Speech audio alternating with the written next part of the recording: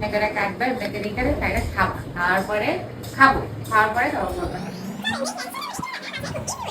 তো এই পুডিং খাওয়ার জন্য মানুষ ভিড় করছে মিরপুরে। তো মিরপুরে না গিয়ে আপনারা যদি আমার রেসিপিটা একটু ট্রাই করেন তাহলে বাসায় বসেই এত মজার একটা পুডিং খেতে পারবেন। তো এখানে আমি প্রায় 2 লিটারের মতো দুধ জাল করে নিয়েছি এবং এর সাথে অ্যাড করেছি 2টা এলাচ এবং 1 কাপের মতো চিনি।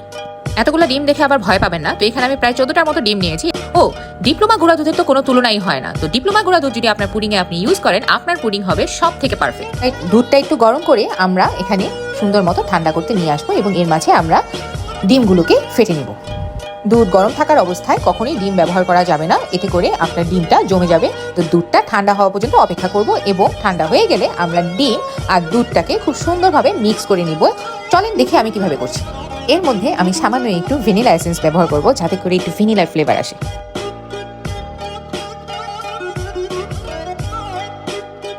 যেহেতু আমার এখানে অনেকগুলো লিকুইড রেডি হয়েছে, তো আমি 2টা পাতিলে আপনার দিব এবং এটাকে সুন্দর মতো আগে ক্যারামেল করে নিব। আর ক্যারামেল আমরা সবাই করতে জানি, তো আমরা সুন্দরভাবে এটাকে ক্যারামেল করে নিব।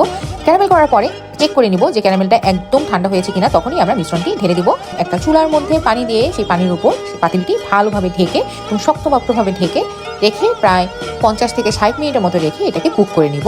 এবং এখানে দেখেন আমি কি সুন্দর করে এটাকে বের করছি। জাস্ট ফ্লিপ করে দিব সাইড দিয়ে কেটে এবং উপরের দিকে উঠিয়ে নিব। তো তৈরি হয়ে যাবে আপনার এই মজাদার পুডিং। তো এই পুডিং খেতে আপনার একটুও বাইরে যাওয়া লাগবে না, আপনি ঘরে বসেই এরকম মজার পুডিং রেডি করে নিতে পারবেন। আশা করি আমার ভিডিও আপনাদের সবার কাছেই ভালো লাগবে। ওকে, বাই বাই।